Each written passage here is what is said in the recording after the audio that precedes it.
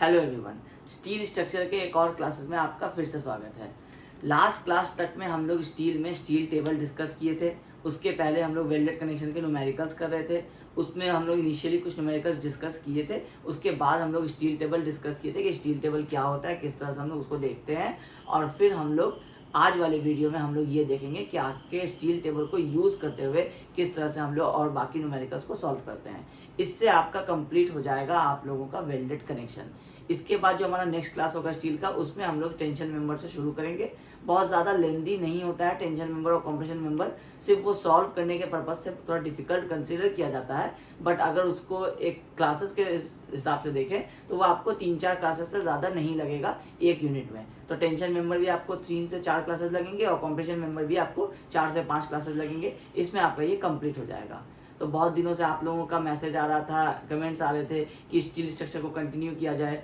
तो क्योंकि इसके पैरेलल में हाईवे इंजीनियरिंग और बिल्डिंग ड्राइंग भी चल रहे हैं, तो वो दोनों अपने आप में एक लेंदी सब्जेक्ट्स है। तो उनके थोड़े से सिलेबस को कवर अप करना ज़रूरी था, वो लैग कर रहे थे पीछे। अब क्योंकि मुझे पता था कि आपका स्टील स्ट्रक्चर आपको 1 मंथ के अंदर, जब भी मैं स्टार्ट करूँगा ये 1 मंथ के अंदर आपका कंप्लीट हो जाएगा। तो इसलिए सिलेबस कंप्लीट नहीं होने का आप लोग कोई टेंशन मत लीजिए, सिलेबस बिल्कुल कंप्लीट हो जाएगा। बस सारे सब्जेक्ट्स को एक साथ मैनेज करना ज़रूरी है। तो आज के क्लास में हम लोग वेल्डेड कनेक्शन का जो हमारा कुछ न्यूमेरिकल्स, इंपॉर्टेंट न्यूमेरिकल्स बचा हुआ था, वो हम लोग डिस्कस कर लेते हैं और फिर नेक्स्ट क्लास से हम लोग टेंशन मेंबर में स्टार्ट करेंगे। अब आज हम लोग 3 टाइप के न्यूमेरिकल्स देखेंगे। पहला जिसमें प्लेट्स होगा, दूसरा जिसमें एंगल होगा और तीसरा जिसमें चैनल सेक्शन होगा। तो प्लेट्स वाला जब हम लोग न्यूमेरिकल करेंगे तो इसमें हमें स्टील टेबल देखने की ज़रूरत नहीं पड़ती है। लेकिन जब हम लोग एंगल और हम लोग जब इस चैनल सेक्शन के न्यूमेरिकल्स करेंगे तो उसमें हमें स्टील टेबल की देखने की ज़रूरत पड़ सकती है। तो हम लोग वो जो न्यूमेरिकल सॉल्व करेंगे तो उस हिसाब से देखेंगे कि किस तरह से ये अप्रोच किया जाता है। अब डायरेक्टली क्वेश्चन पे आते हैं। सबसे पहले क्वेश्चन 1 है, a welded lap joint is provided to connect 2 type bars 150 mm by 10 mm as shown in figure. The working stress in the tie bar is 150 megapascal. Investigate the design if the size of weld is 8 mm. The safe stress for weld is 102.5 MPa. और आपको ये figure साथ में दिया हुआ है। अब सबसे पहले ये फिगर क्या है, ये आपको लैप जॉइंट है, ये आपका प्लेट नंबर 1 है, ये आपका प्लेट नंबर 2 है, ये आपको इसी के नीचे आपका एक डॉटेड लाइन, ये एक्टिव डॉटेड लाइन होना चाहिए, और ये आपका ऊपर का प्लेट है। ये ऊपर का प्लेट इस वाले प्लेट के ऊपर, जैसे हम लोग रिवेटेड कनेक्शन में पढ़ते थे, ये वो वाला एक तरह से कनेक्शन बन रहा है। अब जो ये प्लेट है, हम लोग जब रिवेटेड कनेक्शन पढ़ते थे तो ये स्ट्रेट प्लेट इस तरह से आकर के एक दूसरे के ऊपर ओवरलैप करता था। इस केस में क्या हो रहा है, प्लेट जो है वो स्ट्रेट नहीं है, वो कुछ इस शेप का है।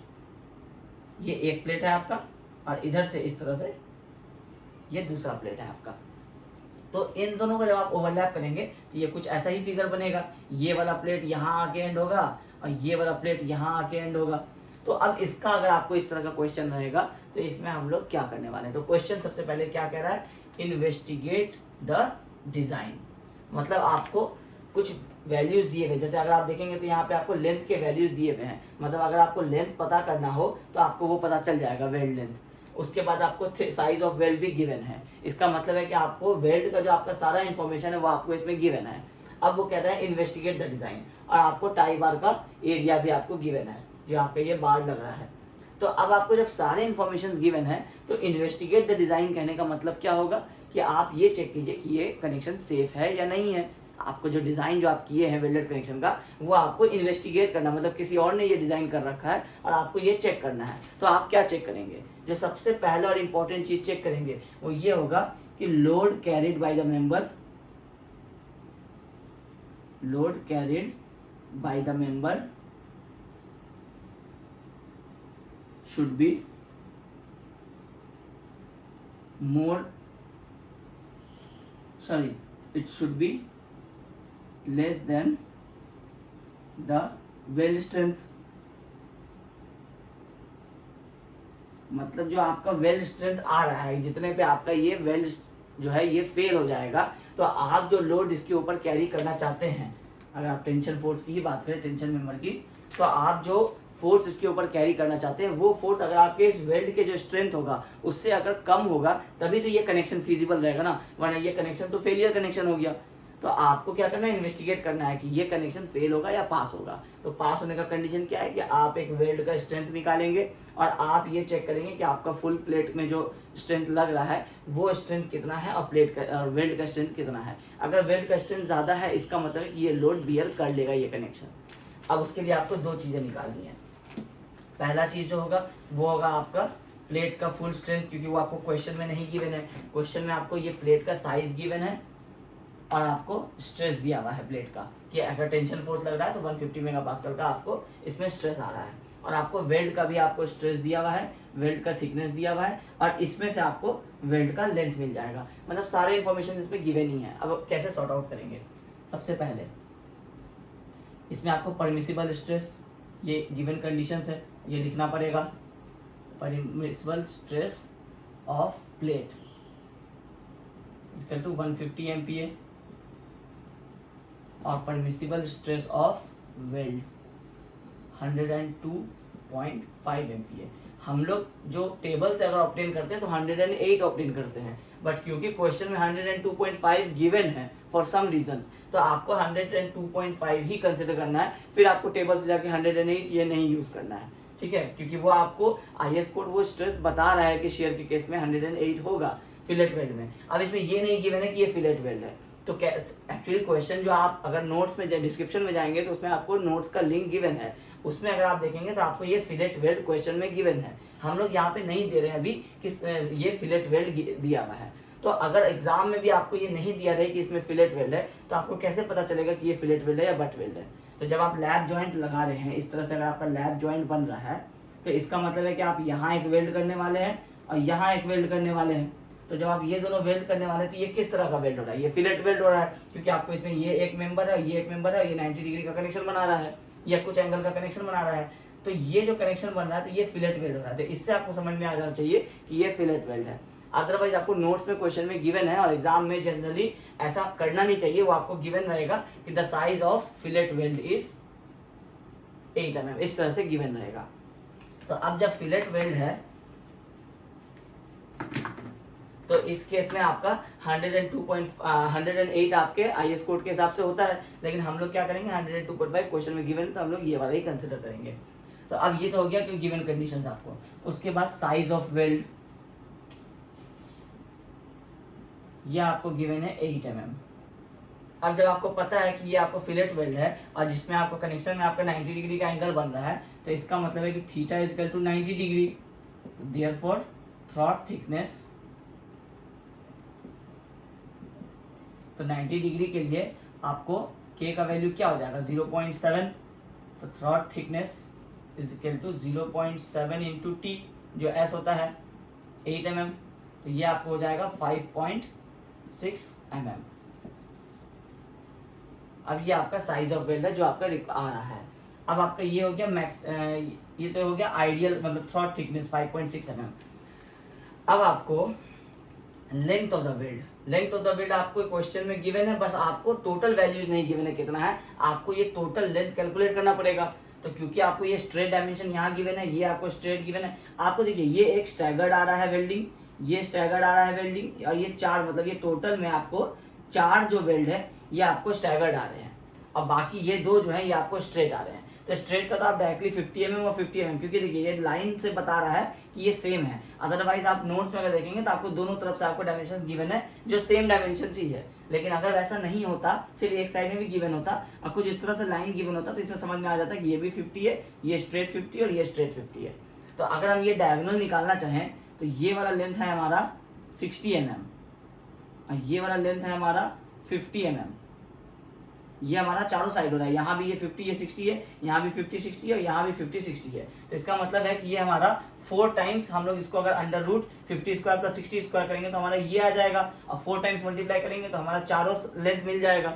तो अगर हमें टोटल लेंथ ऑफ वेल्ड निकालना हो, लेंथ ऑफ वेल्ड, तो ये क्या हो जाएगा, ये हो जाएगा आपको 50 mm प्लस 50 mm, ये 2 हो गया आपको जो स्ट्रेट वाला है, प्लस इसमें आपको 4 times under root 50 square plus 60 square. ये वाला अगर आपको निकालना है, अगर आपको ट्रायंगल आप कंसिडर कीजिएगा तो ये under root 50 square plus under root 60 square ये अंडर रूट ये वाला वैल्यू आपको आ जाएगा एक इसका डायगोनल का, इसको आप 4 टाइम्स मल्टीप्लाई कीजिएगा तो आपको ये 4, ये 5 और ये 6, मतलब आपको 1 2 3 4 5 6 टोटल लेंथ ऑफ वेल्ड मिल गया। तो ये कितना आ जाएगा आपका, ये होगा 412.4 mm। ठीक है, अब आपका स्ट्रेंथ ऑफ वेल्ड क्या होता था, स्ट्रेंथ ऑफ वेल्ड ये होता था length of weld by throat thickness. तो ये कितना हो जाएगा 412.4 mm by throat thickness 5.6 mm। Sorry, strength of weld रहता था एरिया ऑफ वेल्ड, तो ये लेंथ ऑफ नहीं होगा, ये होगा एरिया ऑफ वेल्ड और इनटू स्ट्रेस का value, into stress of weld. तो एरिया ऑफ वेल्ड क्या होगा, 412.4 लेंथ था और 5.6 थ्रॉट थिकनेस था, तो ये हो गया आपका एरिया मल्टीप्लाइड बाय आपको स्ट्रेस ऑफ वेल्ड कितना बता रहा है 102.5, तो 102.5 न्यूटन पर mm स्क्वायर। तो जब आप इस पूरे को सॉल्व करेंगे, आप इससे एरिया निकाल लेंगे कैलकुलेट करके, और ये आपका स्ट्रेस गिवन है, तो मतलब आपको ये A इंटू सिग्मा जो आपका वैल्यू होता है स्ट्रेंथ ऑफ वेल्ड का, तो इसको जब आप सॉल्व करेंगे तो ये आएगा आपका 236.7 किलो न्यूटन के अप्रॉक्स। तो आपको एक चीज क्या पता चल गया कि स्ट्रेंथ ऑफ वेल्ड है 236.7, मतलब जब इस फोर्स को आप एक्सीड कीजिएगा तो ये वेल्ड जो है ये फेल हो जाएगा, क्योंकि गिवन थिकनेस में 8 mm और गिवन लेंथ में जो 412.4 mm है, इस कंडीशन में ये सिर्फ इतना लोड ही बियर कर सकता है। अब ये हुआ एक पार्ट। अब आपको ये नहीं पता है कि आपके फुल प्लेट का स्ट्रेंथ कितना है, तो स्ट्रेंथ ऑफ प्लेट क्या होता है, strength of plate is equal to area of plate multiplied by जो स्ट्रेस ऑफ प्लेट होगा। स्ट्रेस ऑफ प्लेट क्वेश्चन में कितना है 150 MPa और एरिया ऑफ प्लेट कितना है, तो ये गिवन है आपको 150/10 mm।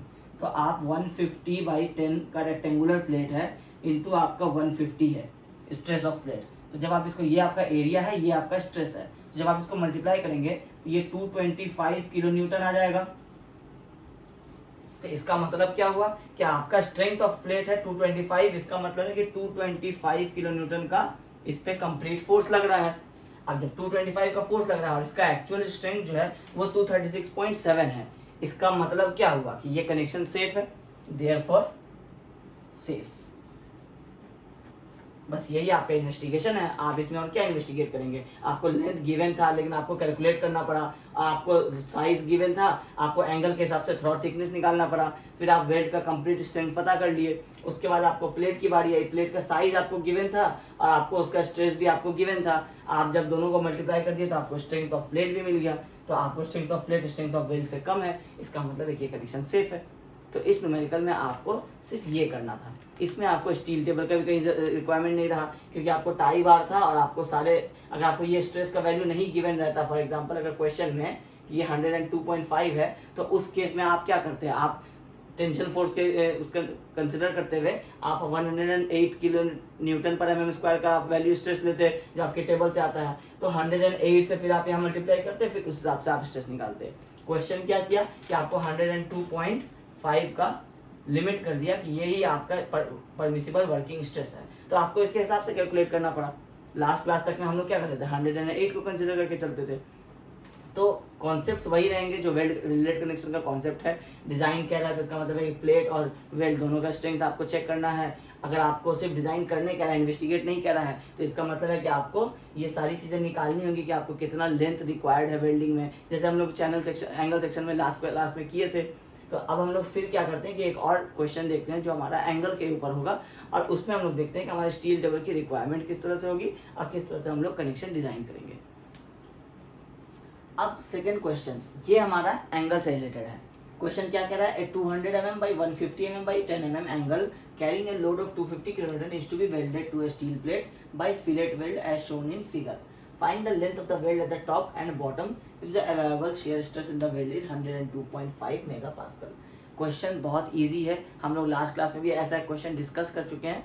बस इसमें एक डिफरेंस है कि हम लोग अभी फोर्सेस हम लोगों को नहीं पता है, वो हम लोग अभी इसमें कैलकुलेट करेंगे। उसको कैलकुलेट करने में हम लोगों को स्टील टेबल का यूज़ आएगा। लास्ट क्लास तक में हम लोग वो फोर्सेस डायरेक्ट या तो गिवन था या नहीं तो वो फोर्सेस हम लोग उसके लिए नहीं निकाल रहे थे, हम लोग टोटल लेंथ के लिए निकाल रहे थे। लेकिन एंगल का कॉन्सेप्ट क्या होगा ये हम लोग लास्ट क्लास में डिस्कस कर लिए थे कि CG से एक डिस्टेंस ज़्यादा होता है, एक डिस्टेंस कम होता है। तो जब हम लोग इसको सपोर्ट रिएक्शन की तरह से देखेंगे तो आपको ये वाले पोर्शन में ज़्यादा आपको फोर्स, जो आपका रिएक्शन फोर्स आएगा वो ज़्यादा आएगा, और इस वाले प्लेस में आपका रिएक्शन फोर्स जो होगा वो कम आएगा। तो जब फोर्स कम आएगा तो लेंथ ऑफ वेल्ड भी कम रिक्वायर्ड होगा, क्योंकि जितना फोर्स होगा उसके लिए ही आप लेंथ ऑफ वेल्ड प्रोवाइड करेंगे। फिर यहाँ पे फोर्स ज़्यादा होगा तो लेंथ ऑफ वेल्ड ज़्यादा प्रोवाइड होगा। ये चीज़ आपको, ये दोनों फिगर जो है ये क्वेश्चन में गिवन है। तो गिवन है तो इसका मतलब आप इसको देख करके भी समझ सकते हैं कि यहाँ P1 में जो फोर्स लग रहा है उसके लिए लेंथ ऑफ वेल्ड L1 दिखा रहा है, जो कंप्लीट नहीं दिखा रहा है, लेकिन जो L2 दिखा रहा है वो आपको कंप्लीट दिखा रहा है। इसका मतलब ही आपको समझ में आ रहा है कि यहाँ जो फोर्स होगा ये ज़्यादा निकलेगा। तो जब आप इसको कैलकुलेट करेंगे तो ये आपका क्रॉस चेक हो जाएगा। अब आपको टोटल फोर्स P लग रहा था जो कि आपको 250 किलो न्यूटन का है, उससे आपको पहले P1 और P2 ब्रेक करना है। फिर आपको देखना है कि P1 के लिए जो आपका वेल्ड का फॉर्मूला होता है कि area of weld into permissible stress of weld, ये दोनों आप करेंगे तो टोटल लोड कैरिड आ जाएगा। तो टोटल लोड कैरिड अगर आपको पहले ही पता है और आपको स्ट्रेस भी पता है तो आप उससे एरिया ऑफ वेल्ड निकाल सकते हैं। तो एरिया ऑफ वेल्ड में आपको लेंथ अननोन है, इसका मतलब है कि आपको थिकनेस कैलकुलेट करना पड़ेगा डिजाइन से। जब आप थिकनेस निकाल लेंगे तो उससे आपको लेंथ ऑफ वेल्ड मिल जाएगा। अब हम लोग इसको कैसे अप्रोच करेंगे, सबसे पहले हम लोग जो फॉर्मूला है वो लिख लेते हैं, वो है आपका strength carried by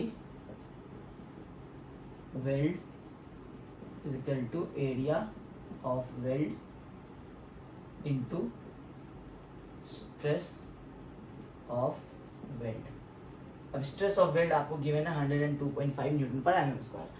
area of weld में क्या क्या आता है, एक आता है आपको थ्रॉट थिकनेस, दूसरा आता है आपको length of weld. Length of weld आपको अननोन है, थ्रॉट थिकनेस की बात आती है।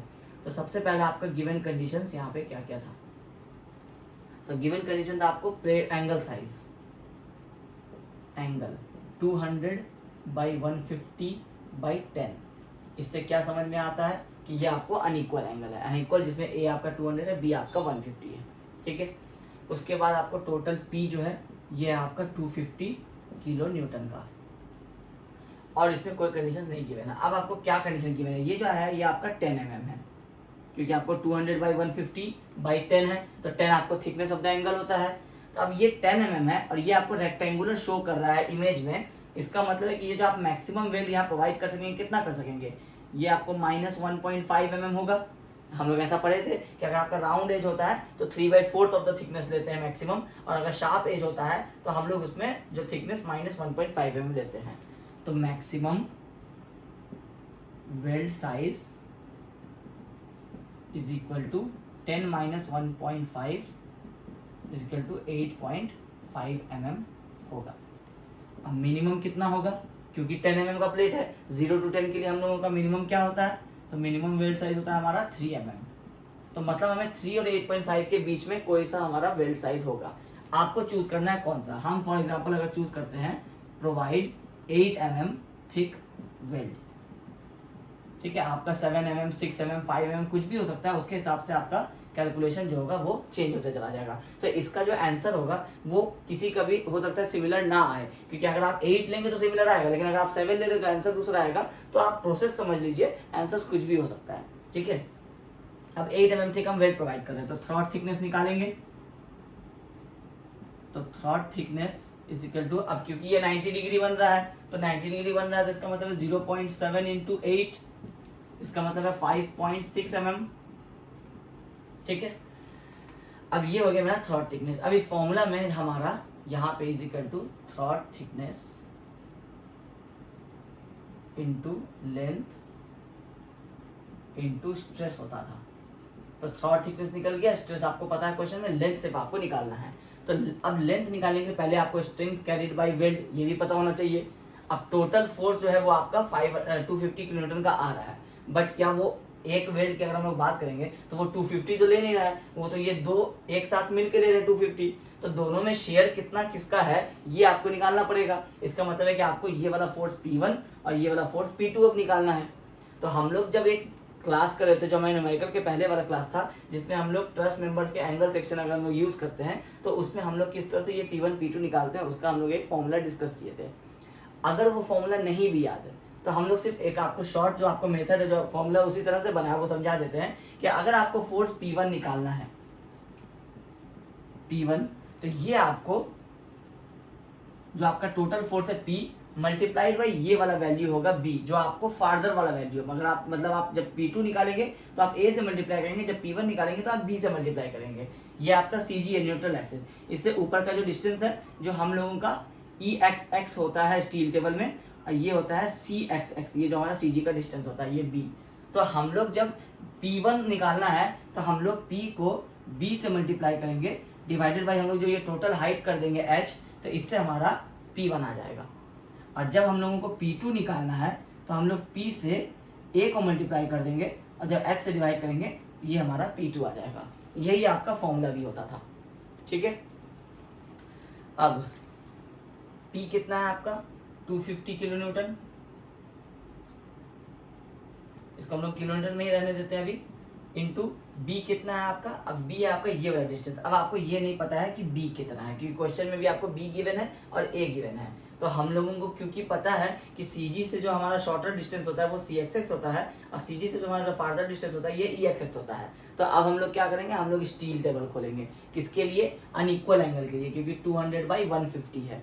फिर उसमें हम लोग 200/150 में जाएंगे तो आपको अलग अलग थिकनेसेस दिए हुए हैं। तो आप क्या करेंगे 10 mm वाले थिकनेस के लिए देखेंगे। तो आप कोई सा भी स्टील टेबल अगर आपके पास हो आप उसमें से देखेंगे तो इसमें आपको CXX जो आपका सेंटर ऑफ ग्रेविटी का वैल्यू है, और EXX जिसको हम लोग डिस्टेंस ऑफ एक्सट्रीम फाइबर कहते हैं, ये दोनों का जब आप वैल्यू निकालेंगे तो आपको ये दोनों वैल्यूज आ जाएगा। A = 144.7 mm और B = 55.3 mm। ये वैल्यूज थोड़ा बहुत आगे पीछे हर स्टील टेबल में कुछ ना कुछ डिफरेंस है इस वैल्यू का। किसी में आपको एक्चुअली ये सेंटीमीटर में गिवन रहता है, तो सेंटीमीटर के हिसाब से ये 14.47 सेंटीमीटर होना चाहिए। किसी में आपको 14.02 सेंटीमीटर है, किसी में 14.31 सेंटीमीटर है। तो इसलिए आपके पास जो स्टील टेबल है उसमें जो वैल्यूज गिवन है आप वो वाले वैल्यूज स्टील टेबल से डायरेक्टली ले लेंगे। वो उतना मार्जिन जो है वो आपको काउंट आपको नहीं करना है कि एग्जैक्ट दूसरे में कितना वैल्यू है आपके में कितना वैल्यू है। आपको जो वैल्यू आपके स्टील टेबल में गिवन है वो एक्चुअली ये कैलकुलेट करके निकाला जाता है। तो ये किसी ने डेसिमल के बाद जो आपके 3 डिजिट्स होते हैं, किसी ने 3 डिजिट कंसिडर किया, किसी ने 2 डिजिट कंसिडर किया, तो उसके हिसाब से आपको ये वैल्यू जो है ये आगे पीछे हो गए हैं। बट आप राउंड फिगर में कोई सा भी वैल्यू जो आपके स्टील टेबल में गिवन है वो आप ले सकते हैं। तो हमारे केस में हम A 144.7 और B 55.3 लेके चल रहे हैं। अब मेरे फॉर्मूला में हमको B मिल गया, इसलिए ये वाला निकालने के लिए हम लोगों को स्टील टेबल का जरूरत पड़ता है, ठीक है। तो अब हमारा P इंटू B हमारा पता है कि 55.3 है, डिवाइडेड बाई जो टोटल H था हमारा, ये तो हमारा 200 था क्योंकि ये 200 का एंगल था, 200 से कनेक्टेड है, ऐसा फिगर में बता रहा है। तो ये आपका 200 हो गया। और फिर इस केस में 250 इंटू 144.7 डिवाइडेड बाई 200। तो जब आप इन दोनों को सॉल्व करेंगे तो P1 आ जाएगा 69.125 किलो न्यूटन, अब P2 आ जाएगा 180.875 किलो न्यूटन। मतलब अब ये इसका जो शेयर है लोड का ये 180 किलो न्यूटन का है, 181.875 और इसका 69.125 है। तो अब इसके हिसाब से भी आप लेंथ ऑफ वेल्ड निकालेंगे तो वो आपको ये L1 मिल जाएगा। जब आप इसके हिसाब से निकालेंगे तो आपको ये L2 मिल जाएगा। अब कैसे मिल जाएगा, अब आपको ये पता चल गया P1। तो P1 = area of weld on top, मतलब ये टॉप वाले का, इनटू स्ट्रेस। P1 कितना है 69.125 इंटू 10⁻³ करके हम लोग इसको न्यूटन में कर देंगे। एरिया ऑफ वेल्ड में आपको लेंथ L1 अननोन है, अब उसके बाद आपको थ्रॉट थिकनेस पता था 5.6 mm मल्टीप्लाइड बाई 102.5 न्यूटन पर mm²। तो जब आप इस पूरे को सॉल्व करेंगे तो L1 आपको कितना आ जाएगा, यह आ जाएगा 120.42। इसको एक्चुअली यहाँ नहीं लिखते हैं, तो L1 = 120.42 mm। इसका मतलब आप इससे ज़्यादा प्रोवाइड करेंगे तो आप 121 mm या फिर आप 125 mm, तो बेटर रहेगा 125 mm, क्योंकि आप 121 mm प्रोवाइड नहीं कर पाएंगे एग्जैक्ट, बट आप न्यूमेरिकल में शो ज़रूर कीजिए कि आपका 121 राउंड फिगर है, आप 125 mm प्रोवाइड कर सकते हैं। तो आप इस तरह से नहीं लिख करके भी आप ये लिख सकते हैं देयरफॉर प्रोवाइड 125 mm, ठीक है। ये हो गया आपका एक पार्ट जो आपका टॉप का है। तो ये आपको पता चल गया कि ये 125 mm प्रोवाइड होगा, ठीक है। अब आते हैं सेकेंड पार्ट में। इसमें आपको P2 इज इक्वल टू ये सारा वैल्यू हो जाएगा। तो P2 आपका कितना है 180.875 into 10⁻³ is equal to L2 into 5.6 into 102.5। तो इसमें L2 कितना आ जाएगा, ये हो जाएगा 315.11 mm which is equal to 316 mm। तो आप क्या लिखेंगे, प्रोवाइड 320 mm वेल्ड। तो अगर आपको एक चीज और क्या पता चल गया कि जो आप ये प्लेट कनेक्ट कर रहे हैं तो ये आपको ये आपका गसेट प्लेट है, ठीक है।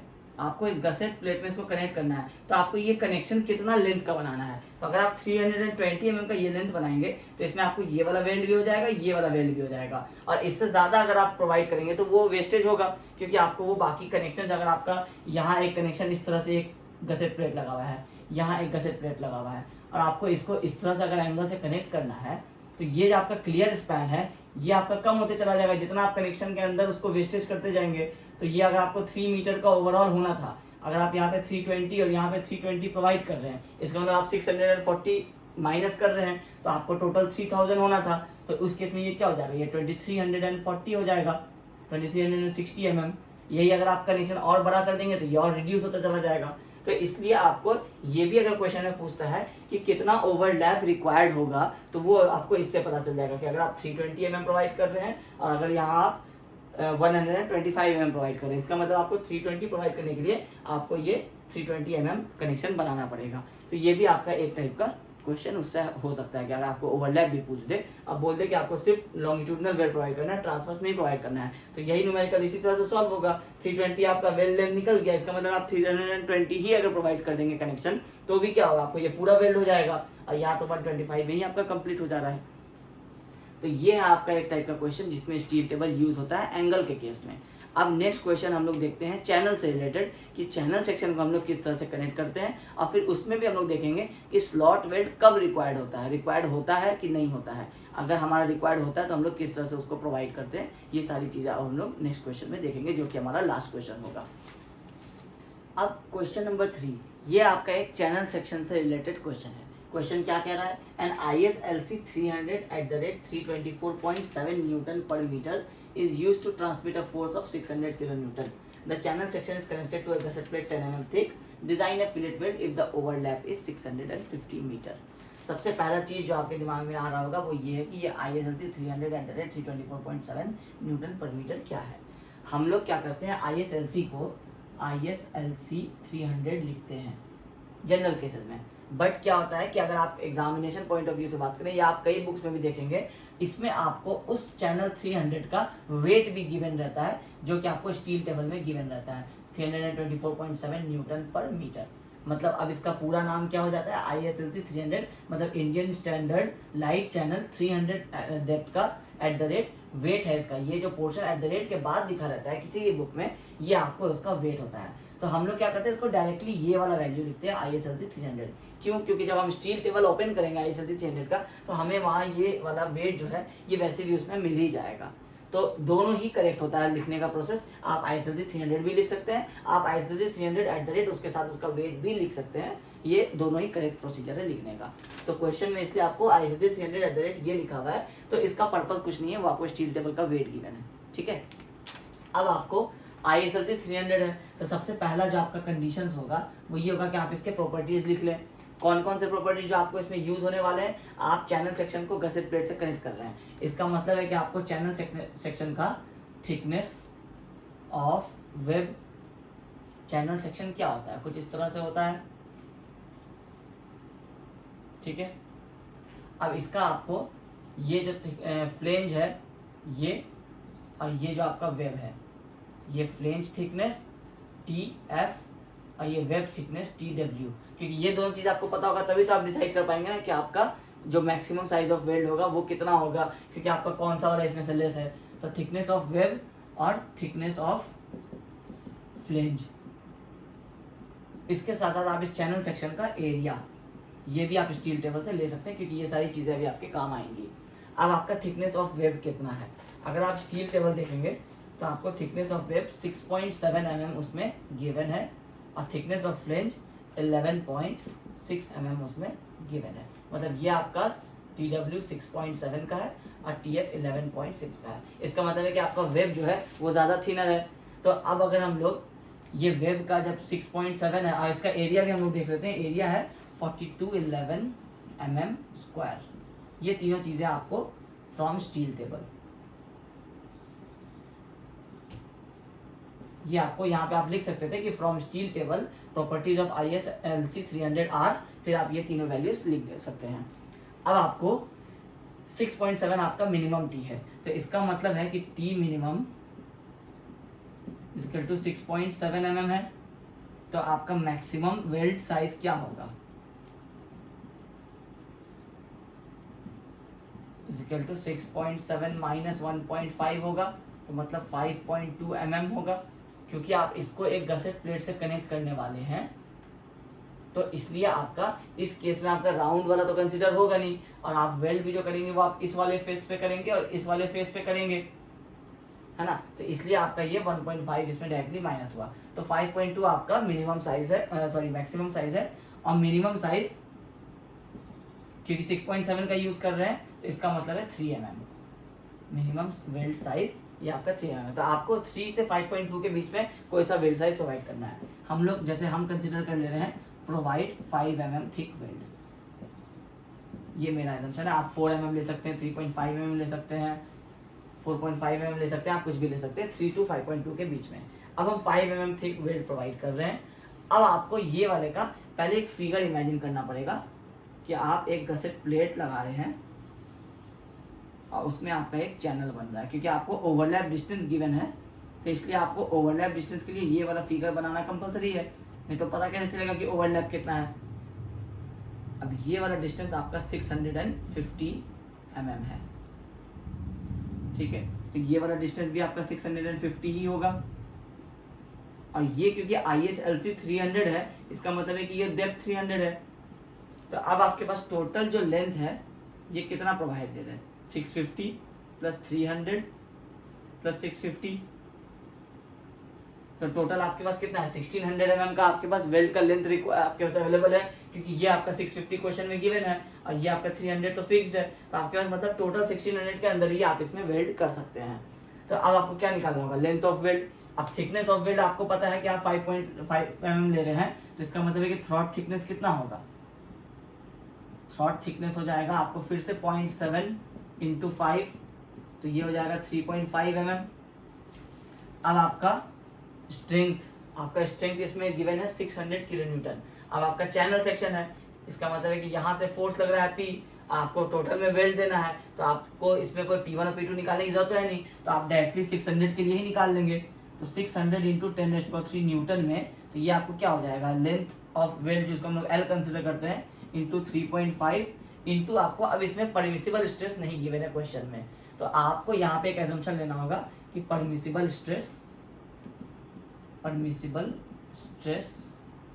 Of fillet weld is equal to 108 Nm², जो आप टेबल में से ऑब्टेन करते थे IS 800-1984 में। तो अब आपका ये हो जाएगा 108। तो अब आप जब इसको टोटल को सॉल्व करेंगे तो आपका L कितना आ जाएगा, ये आ जाएगा आपका 1587.3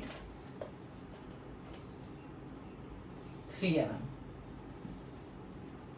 अब आपका ये क्या है, 1600 से कम है, आपका टोटल लेंथ कितना अवेलेबल था, 650 × 2 + 300, तो मतलब 1600 अवेलेबल था। आपका L आ रहा है 1587.3, तो आप इसको इक्विवेलेंट करके अगर 1600 mm प्रोवाइड कर दें, तो इसका मतलब है कि ये इस कनेक्शन में आपको कंप्लीट अगर आप इसको वेल्ड कर दें तो आपका ये कनेक्शन बन जाएगा।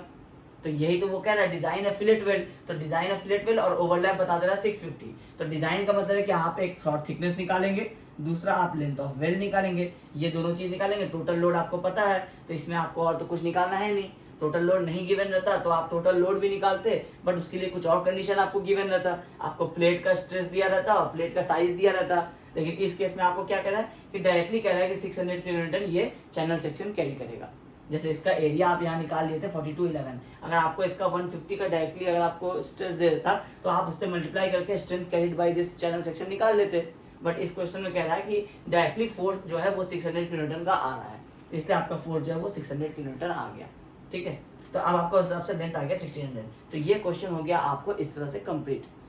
अब अगर आपको कहता क्वेश्चन में कि ओवरलैप जो है ये 350 mm ही है सिर्फ, तो क्या हो जाता है ये 350, ये भी हो जाता आपको 350।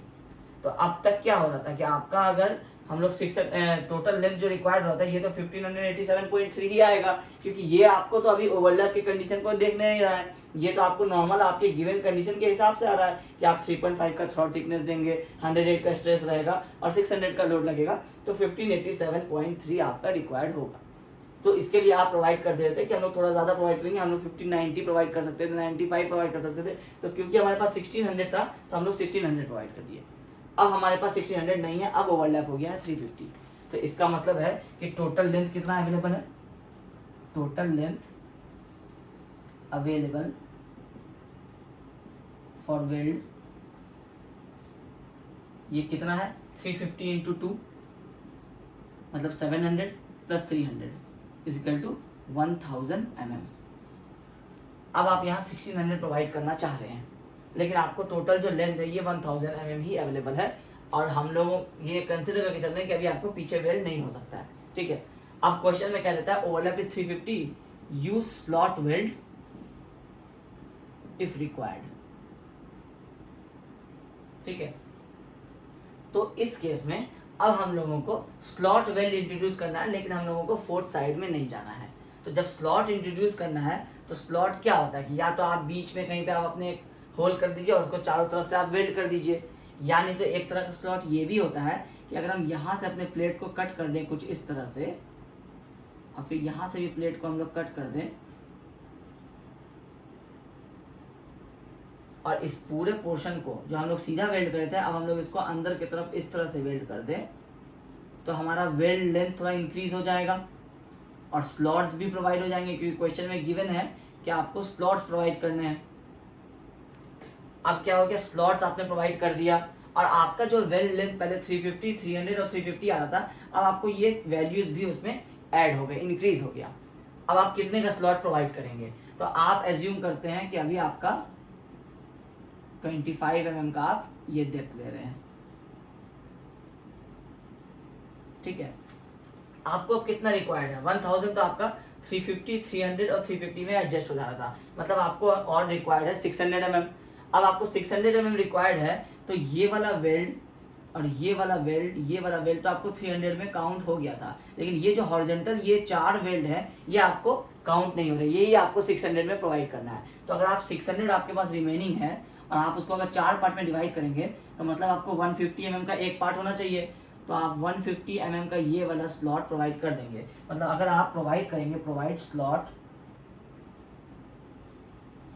ऑफ 150 mm बाई 25 mm, ये आपका स्लॉट का साइज है। तो इससे क्या हो जाएगा कि ये जो 25 है ये तो आपको यहाँ भी अगर आप कंसिडर करते तो ये आपको 300 में काउंट हो ही जाता, लेकिन आपका ये जो 150 आप इंट्रोड्यूस किए, तो अब आपका टोटल लेंथ कितना आ रहा है 350 प्लस 300 प्लस 350 प्लस ये 4 टाइम्स 150, तो अब आपका टोटल लेंथ कितना हो जा रहा है 1600। तो मतलब अगर आपका ओवरलैप 350 से ज़्यादा होता तो आपको ये स्लॉट जैसे 650 था अभी इस लास्ट क्वेश्चन में, तो आपको ये वाला स्लॉट्स देने की ज़रूरत नहीं पड़ी। लेकिन अगर आपको ये लिमिट कर दिया जाता है कि हम ज़्यादा आपको वेस्टेज नहीं कर सकते हैं, तो आप क्या करेंगे स्लॉट्स प्रोवाइड कर देंगे, चैनल सेक्शन में थोड़ा सा कट लगाएंगे 150 mm डीप और ये 25 mm इसका विथ रहेगा, और फिर आप इसका ओवरलैप जो है ये कम कर सकते हैं। तो ये आपका एक क्वेश्चन इस तरह का भी आता है, और ये आपको बहुत ज़्यादा चांसेस है कि आपको स्लॉट वेल्ड वाला क्वेश्चन आए एग्जाम में। तो इसलिए आप स्लॉट्स क्या होते हैं ये आपको पता चल गया। फिलेट वेल्ड की तरह ही हम लोग इसको काउंट करते हैं, कोई इसमें बहुत ज़्यादा रॉकेट साइंस नहीं है। आप जो न्यूमेरिकल कैलकुलेट कर रहे थे अब तक जो 650 mm के लिए, तो आप 1600 तक का जो आपका स्टेप था ये आपका सिमिलर है। अब आपको ओवरलैप अगर कहता ही नहीं, बोलता आप सिर्फ डिजाइन कर दीजिए, तो आप क्या करते 1600 को आप 300 इधर माइनस करते, बाकी 1300 आपका रिमेनिंग आता, आप 650 करके आप अरेंज कर देते। लेकिन आपको लिमिटेशन लगा दिया कि आप 350 से ज़्यादा ओवरलैप नहीं दे सकते हैं। तो जब आप टोटल को अरेंज कर रहे हैं तो वो आपका 1000 mm ही पहुंच रहा है। तो 1000 पहुंच जाए मतलब 600 का और रिक्वायर्ड है आपको, तो 600 रिक्वायर्ड है। अगर आप 2 स्लॉट्स प्रोवाइड करेंगे तो आपको ये 4 लेंथ, ये वाला जो एक लेंथ है, ये 2, ये 3 और ये 4, ये 4 लेंथ आपको एक्स्ट्रा मिल जा रहे हैं जो आपको पहले नहीं मिल रहा था। तो आप 150 mm ईच का अगर प्रोवाइड कर देंगे तो आपको total length of the weld है वो अब आपका 1600 mm हो गया और ओवरलैप भी आपका रिड्यूस हो गया। तो ये है आपको स्टील से वेल्डेड कनेक्शन से रिलेटेड आपको सारे टाइप के न्यूमेरिकल। जो लास्ट क्लास में हम लोग कुछ प्लेट से रिलेटेड कर लिए थे, आज वाले वीडियो में हम लोग प्लेट्स, एंगल्स एंड चैनल्स तीनों टाइप के सेक्शंस को हम लोग यूज़ करके देख लिए कि किस तरह से हम लोग स्टील टेबल को यूज़ करेंगे, उसके सारे प्रॉपर्टीज़ हम लोग किस तरह से देखे। लास्ट वीडियो वाले क्वेश्चन में हम लोग एंगल सेक्शन यूज़ कर रहे थे, उसका सी एक्सेस और ई एक्सेस हम लोगों को स्टील टेबल से यूज़ करना था। तो इसके लिए ही लास्ट क्लास में आपको स्टील टेबल समझाया गया था। अब आप इस तरह के सारे क्वेश्चंस की प्रैक्टिस आप कर सकते हैं। आप देखें, आप स्टील टेबल को रीड करें, उसमें से आप वैल्यूज़ ऑब्टेन करें, आप सॉल्व करें। आपको कहीं पे भी अगर आपको प्रॉब्लम है तो आप कमेंट कर सकते हैं, या फिर आप हमारे फेसबुक पेज पे जाके आप वहाँ मैसेंजर में चैट भी कर सकते हैं मुझसे। तो उसमें आप वहाँ अपने सारे प्रॉब्लम्स जो आपको हैं वो आप अपने स्क्रीनशॉट्स ले करके आप उस मैसेंजर में आप मुझे शेयर कर सकते हैं। तो हमारे फेसबुक पेज का जो लिंक है वो आपको डिस्क्रिप्शन में गिवन है, और इस वाले क्लास का जो सॉल्व न्यूमेरिकल्स जो हम लोग अभी बोर्ड पे किए हैं इसका नोट्स भी आपको डिस्क्रिप्शन में लिंक मिल जाएगा। तो वहाँ से आप ये सारी चीज़ों को डाउनलोड कर सकते हैं। तो आई होप आपको आज के इस वीडियो में सारी चीज़ें समझ में आ गई होंगी। तो अगर आपको ये वीडियो समझ में आया है तो इस वीडियो को ज़रूर लाइक कीजिएगा। Thank you.